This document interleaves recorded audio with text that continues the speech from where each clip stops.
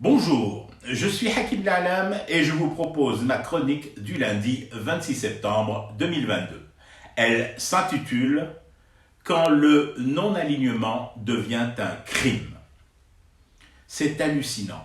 Le non-alignement est en passe de devenir un crime contre l'humanité dans le code de conduite mondial écrit par la partie bien pensante de la planète. Tu n'as plus le droit de te réveiller le matin et de refuser de choisir entre aller directement à la salle de bain ou dans la cuisine. Il s'y dit. Et si j'ai envie d'ouvrir d'abord ma fenêtre et d'aspirer une bonne goulée d'air? C'est le moment, non? Après cet été torride, l'air se rafraîchit un peu.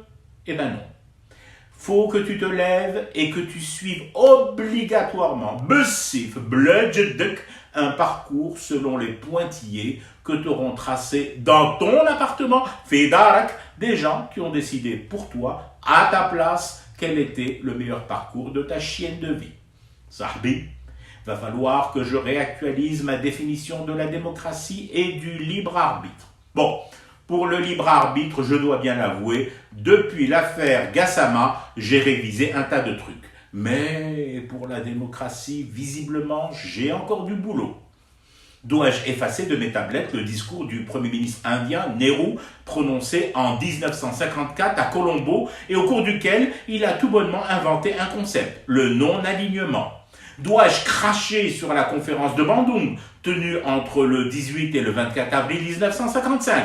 Dois-je renier la déclaration de Brioni, faite une année après, le 19 juillet 1956, à l'initiative de Nasser, Tito, Sukarno et Nehru? Ou dois-je encore brûler les minutes de la conférence d'Alger les 5, 6, 7, 8 et 9 septembre 1973, au cours de laquelle fut avancé pour la première fois le concept de nouvel ordre mondial? Il faut que les nouveaux profs m'explique quel est le bon alignement, la meilleure manière de marcher, où marcher, et dans les pas de qui marcher. Peut-être aussi faut-il qu'ils me chaussent, à leur pointure, qu'importe si leurs godasses me font mal. Je me mordrai alors la lèvre à l'endroit qu'ils indiqueront à mes dents, avec interdiction que ça saigne et que ce soit visible, bien entendu. Bande de sous-dev que nous sommes, qui nous accrochons encore à des concepts aussi vieillots, atrocement vintage, pas assez fun, ni suffisamment start-upisés. Nous n'allons tout de même pas saloper avec notre hémoglobine ce nouveau monde, tout beau, tout propre et tellement bien formaté, n'est-ce pas? Laissons le non-alignement aux grabataires des EHPAD héroïques et intégrons d'un pas joyeusement moutonneux et brouteux le nouveau monde, celui où un seul manuel est enseigné au troupeau, le manuel à page unique sur laquelle il est écrit en gros et en gras « Russie, pas bien.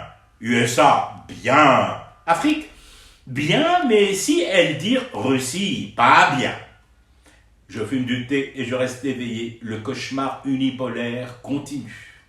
C'était Hakim La'Alam. Je vous retrouve demain pour une autre chronique et une autre façon de dire son amour à l'Algérie.